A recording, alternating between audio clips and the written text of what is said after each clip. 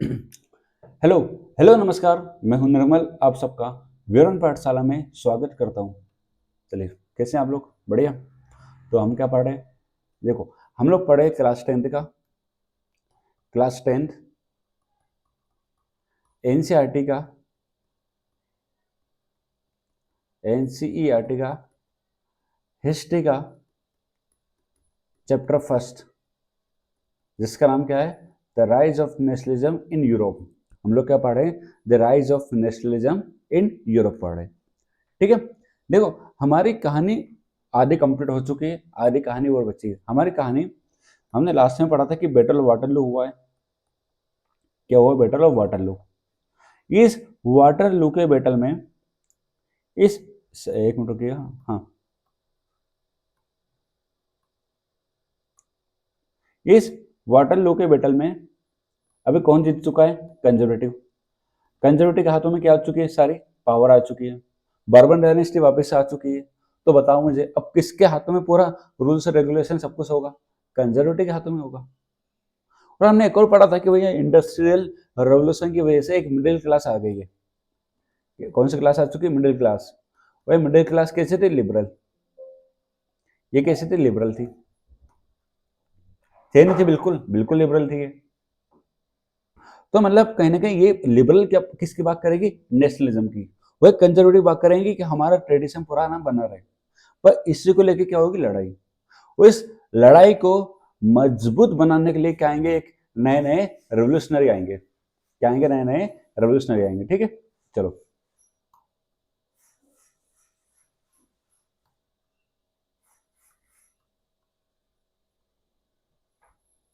एक सेकंड रुकने का।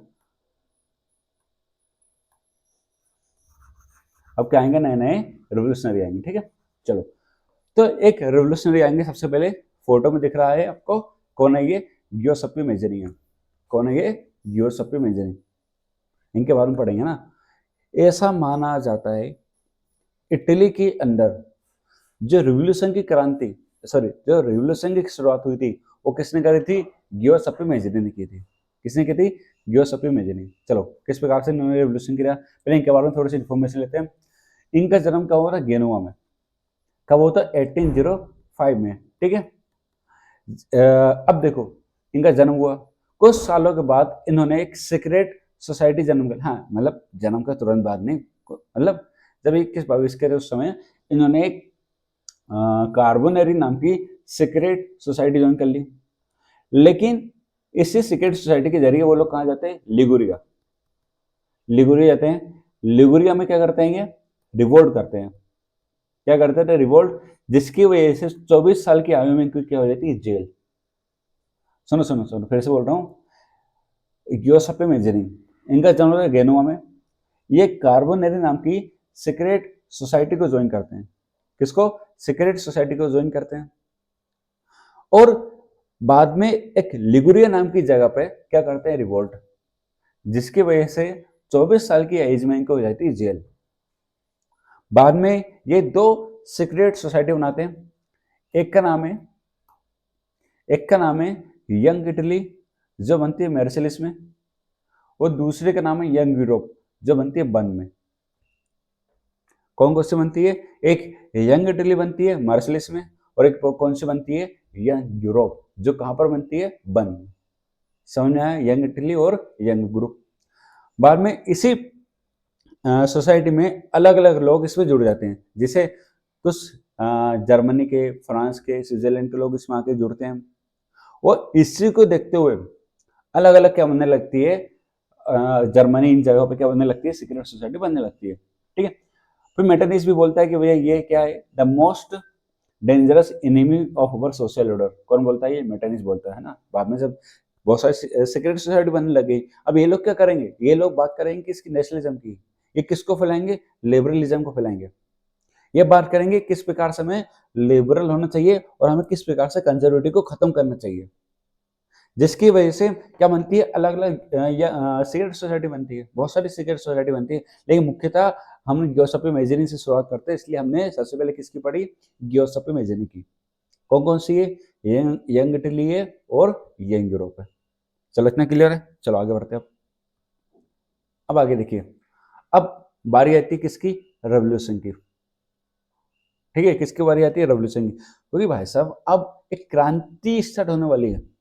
क्यों, अब लिबरल किस पे हावी होंगे, कंजर्वेटिव पे, लेकिन कंजर्वेटिव वापस किस पे हावी हो जाएंगे, लिबरल पे, ये वापस से हावी हो जाएंगे किसके ऊपर, कंजर्वेटिव के ऊपर। तो एक साइकिल चलती रहेगी। लेकिन इन सबकी शुरुआत कहां से होती है, फ्रांस से। क्यों क्यों होती है फ्रांस से, बताओ। अरे भाई साहब देखो, जो भी जो भी होगा ना पूरे यूरोप में, सबसे पहले होगा फ्रांस में, फिर बाकी सब जगह पे होगा। इसलिए पहला रेवोल्यूशन हम लोग कहाँ मानते हैं, फ्रांस में। कब होता है, जुलाई 1830 में। कहाँ हुआ था, जुलाई 1830 में। हुआ क्या था, कुछ नहीं हुआ था। देखो, हमने जब वाटरलू का बैटल पढ़ा था, कौन सा बैटल, बैटल ऑफ वाटरलू, इसमें पावर किसके हाथों में आ चुकी थी अभी फ्रांस में, बर्बन डायनेस्टी के हाथों में। पावर किसके हाथों में आ चुकी थी, बर्बन डायनेस्टी के हाथों में आ चुकी थी। अब बर्बन, हाँ, बर्बन के हाथों में वो है पूरी, मतलब सब कुछ किसके हाथों में आ चुका है, पूरी पावर, पूरे रूल्स, पूरी गवर्नमेंट किसके हाथों में आ चुकी है, बर्बन के हाथों में आ चुकी है। तो बताओ मुझे अब, फ्रांस के अंदर कंजर्वेटिव आया कि नहीं आया, वापस से आ गया। तो बस अब लिबरल आएंगे और कसम खाएंगे कि हम लोग क्या करेंगे, इसको कैसे भी करके उखाड़ देंगे, किसको, बर्बन डायनेस्टी को। वो इसके लिए रेवोल्यूशन करेंगे कब, जुलाई 1830 को। चलो होगा क्या इसमें, हाँ। तो हाँ, जो अब लिबरलिज्म आएंगे ना, लिबरलिज्म किस, लिबरल रिवोल्यूशनरी आएंगे, और इनका जो लीडर बन के आएगा उसका नाम है लुइस फिलिपी। क्या आएंगे इसके लीडर, इनके लीडर कौन बन के आएगा, लुइस फिलिपी नाम का व्यक्ति आएगा इनके लीडर बन के, है ना। अब लुइस फिलिपी क्या करेगा, सबसे पहले बर्बन डायनेस्टी को खत्म करने की कोशिश करेंगे, और उसके बाद यहाँ पर क्या इंस्टॉल कर देंगे, कॉन्स्टिट्यूशनल मोनार्की। समझ में आया, सुनो क्या हुआ, फ्रांस के अंदर बर्बन डायनेस्टी रिस्टोर हो चुकी थी वाटरलू के बैटल के बाद। फिर उसके बाद अब कंजर्वेटिव आ चुका है, अब कंजर्वेटिव को हटाना पड़ेगा, तो इसके लिए लिबरल क्या करते हैं, नेशनलिज्म, सॉरी, रिवोल्यूशनरी करते हैं।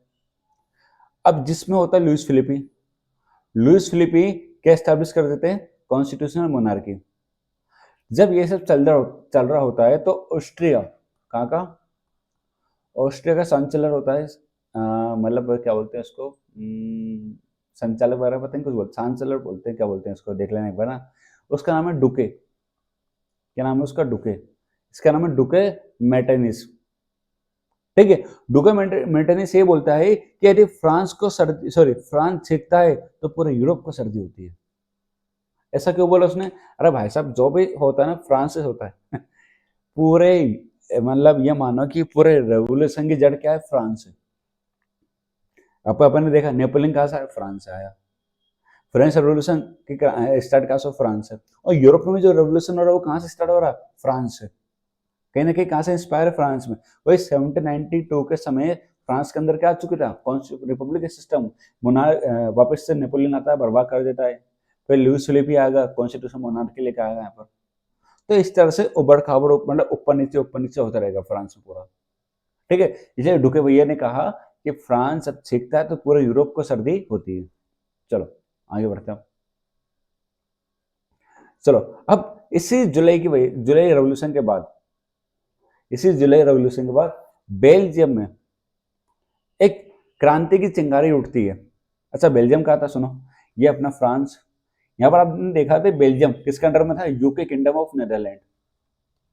किसके अंडर में था ये, नेदरलैंड किंगडम। कौन, बेल्जियम। अब फ्रांस नीचे, ये पड़ोसी है फ्रांस भैया। फ्रांस में क्रांति उठी किसकी, रेवोल्यूशन की। तो उसका असर कहाँ देखने को मिलेगा हमें, बेल्जियम में। उसका असर कहाँ मिलेगा देखने को, बेल्जियम में। देखो मैं भी बता रहा हूँ, मैप समझा रहा था, एक मिनट रुकना, एक सेकंड हो गया। मैप कहाँ है इसका, मैं बताता हूँ आपको।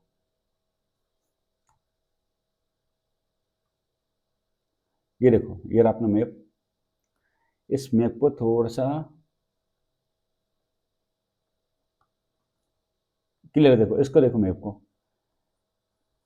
ये रहा अपना फ्रांस अभी, देखो ये रहा अपना फ्रांस, ठीक है। इसको कलर चेंज करता हूँ मैं थोड़ा सा, हाँ।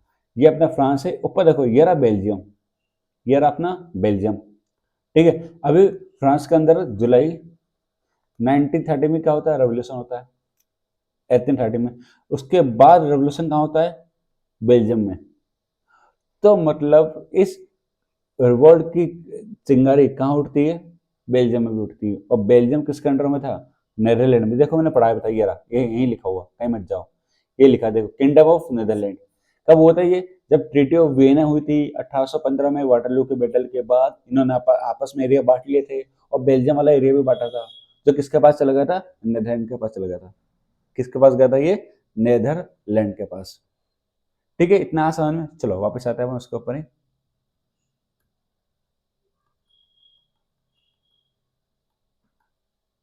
चलो ये रहा अपना,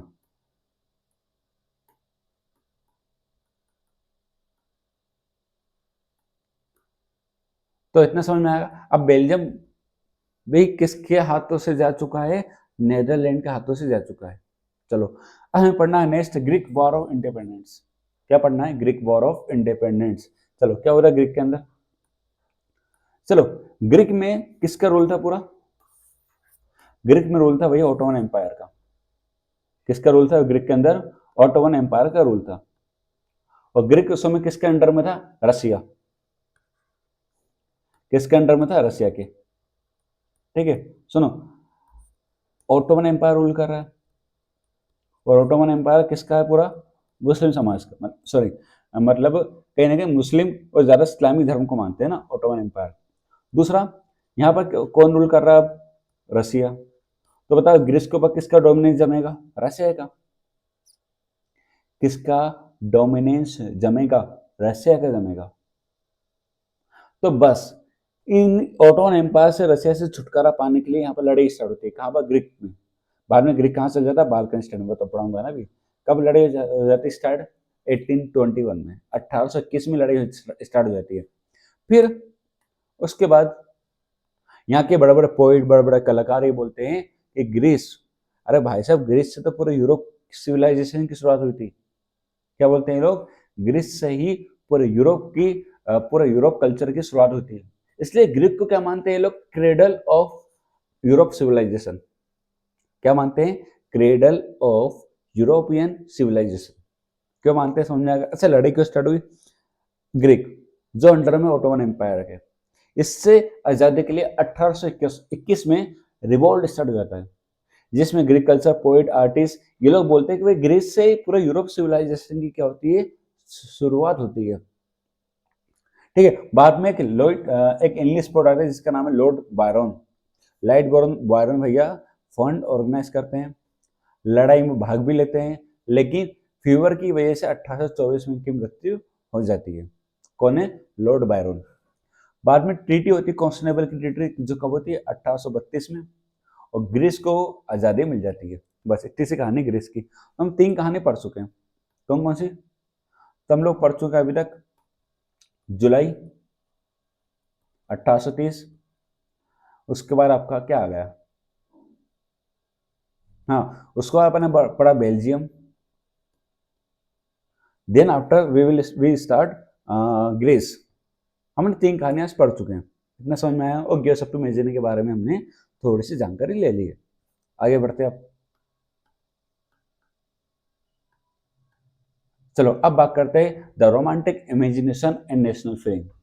हाँ, जिस आप शब्द पढ़ो ना, द रोमांटिक इमेजिनेशन, आपके इमरान हाशमी को याद मत कर लेना, नहीं भाई साहब। यहाँ पर रोमांटिक इमेजिनेशन का मतलब होता है कल्चरल मूवमेंट।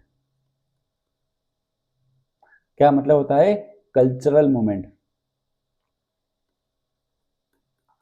मतलब सर, अब यहाँ पर बात की जाएगी कल्चर्स की, यहाँ पर बात की जाएगी लैंग्वेज की। मतलब लोगों को याद दिलाया जाएगा कि तुम्हारा कल्चर क्या है। क्यों, नेशनल फीलिंग को जगाने के लिए।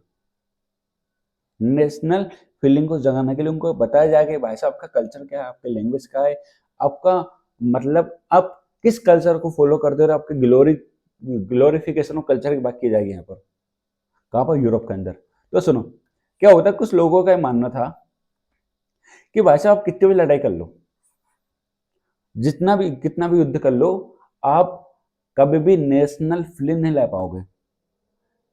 यदि आपको वाकई में नेशनल फीलिंग को जगाना है तो आपको कल्चर का सहारा लेना पड़ेगा। किसका सहारा लेना पड़ेगा? कल्चर का। जी हाँ, कल्चर का सहारा लेना पड़ेगा। अच्छा, कल्चर का सहारा लेंगे तो कल्चर क्या करता है भैया? कल्चर आपकी नेशनल फीलिंग को सामने लेकर आएगा। किस माध्यम में तो होना चाहिए। माध्यम रहेगा भाई साहब, क्या रहेगा आपका माध्यम? आपका आर्ट, है ना? आर्ट के थ्रू, पोएट्री के थ्रू, स्टोरीज के थ्रू, म्यूजिक के थ्रू आप अपनी नेशनलिस्ट फीलिंग को बता सकते हो कि हमारा देश ऐसा है, हमें ऐसा होना चाहिए, वैसा होना चाहिए, हमारा कल्चर है वैसा था, हमारा कल्चर वैसा था। इस तरह की बातें करोगे तो कहीं ना कहीं नेशनल फीलिंग जल्दी जागृत होगी। दूसरा, इन्होंने एक बात वो कही है कि एक फिलोसोफर थे जोहान गोडीफाइड, ठीक है? जॉन गोडीफाइड ने ये, हाँ चलो इससे पहले एक और बात सुनो, एक और बात सुन लो। एक और क्या कहना है कि भैया आप साइंस और लॉजिक को मानो, इंस्टीट्यूशन इमोशन से थोड़ा सा हटकर आप किसको मानो? साइंस और लॉजिक को। अब जिस कल्चर को फॉलो करो आप इसमें लॉजिक लगाओ ना, जो बातें हो रही है इसमें लॉजिक लगाना स्टार्ट कर दो। जबरदस्ती आपके ऊपर एक कल्चर थोपा जा रहा है, जबरदस्ती कुछ रूल्स रेगुलेशन लो, कुछ कविताएं, कुछ कहानी आपके ऊपर थोपी जा रही है। कंजर्वेटिव क्या करेंगे? कंजर्वेटिव अपना कल्चर बताने की कोशिश करेंगे, लेकिन उसके पीछे की साइंस तो समझो, लॉजिक तो पता लगाओ कि एक्चुअल में है कि नहीं है। पता लगा रहा जो उन्होंने बोला वो सच है, ऐसा होता है क्या? कभी नहीं होता। तो उन्होंने बोला कि भाई साहब थोड़ा सोच समझ कर एक्सेप्ट करो चीज़ों को, और जो हमारा पुराना कल्चर था उसको याद करो। जैसे इसके ये हेल्प करेगा जोहन गोटिफाइड, क्योंकि जो कि एक जर्मन के फिलोसोफर थे। कहाँ के थे? फिलोसोफर थे, कहाँ के? जर्मन के, ठीक है? उनका मानना था कि वह जर्मन कल्चर को लोगों के बीच डिस्कवर किया जा सकता है, लेकिन किस पे, कैसे? डार्क वॉक के थ्रू। डार्क वॉक के थ्रू लोगों में कल्चर को क्रिएट किया जा सकता है। डार्क वॉक क्या होते हैं? इसमें आपके फोक सॉन्ग, ठीक है, फोक सॉन्ग आते हैं, फोक स्टोरीज आती है। अरे सुनो, आप यदि किसी क्षेत्र से बिलोंग करते हो तो उस क्षेत्र का कल्चर अलग होगा। अब क्षेत्र चेंज करोगे आपका कल्चर अलग, वहाँ का कल्चर अलग। से कई शादियों में आपने देखा होगा बहुत सारी रस्में होती है, तो हर जगह पे आपको अलग अलग रस्में देखने को मिलेगी। तो उन सबका क्या है? वो देसी कल्चर है, फोक कल्चर है उनका। ट्राइब्स का अलग होता है, हर ट्राइब्स का देखो, गोंड, भील, इन सबका वे फोक कल्चर, फोक डांस सब अलग अलग होता है। होता है कि नहीं होता? बिल्कुल होता है। तो जर्मन के लोगों में ये डिस्कवर करने की बात की गई। इससे क्या होगा? और जब लोगों को पता लगे कि हमारा कल्चर वो है, तो हर एक बंदे तक, सॉरी, हर एक इंसान तक वो कल्चर पहुंचेगा, और पहुंचेगा तो उसके अंदर कहीं ना कहीं एक फीलिंग आएगी। किसकी? नेशनलिज्म की। किसकी? कौन सी फीलिंग जागेगी उसके अंदर? नेशनलिज्म की फीलिंग जागेगी। चलो आगे बढ़, समझते हो। जैसे, हाँ, उसमें लैंग्वेज भी बहुत ज़्यादा मैटर करता है। यदि किसी भी देश की नेशनल फीलिंग को आपको अच्छा करना है, स्ट्रॉन्ग करना है, तो आप लैंग्वेज का सहारा ले सकते हो। जैसे लिया, बताऊंगा अभी। जैसे क्या होता है पोलैंड के अंदर, पोलैंड के अंदर भैया किसका ऑक्यूपेशन होगा? रशिया का। रशिया का ऑक्यूपेशन होगा। अब रशिया का ऑक्यूपेशन होगा तो सीधी सीधी बात है, रशिया अपनी लैंग्वेज जो रशियन है उसको जबरदस्ती थोपने की कोशिश करेगा। करेगा या नहीं करेगा? बिल्कुल करेगा सर। अब जबरदस्ती ये थोपने की कोशिश करेगा। उसके बाद जहां जहां पोलिश लैंग्वेज यूज हो रही थी, जहां जहां पोलिश लैंग्वेज यूज हो रही थी, उन सभी को स्कूल से बाहर कर देगा, और वहां पर हर जगह पर क्या इंपोज कर देगा? रशियन लैंग्वेज को इंपोज करेगा। किसको करेगा? रशियन लैंग्वेज को इंपोज कर देगा।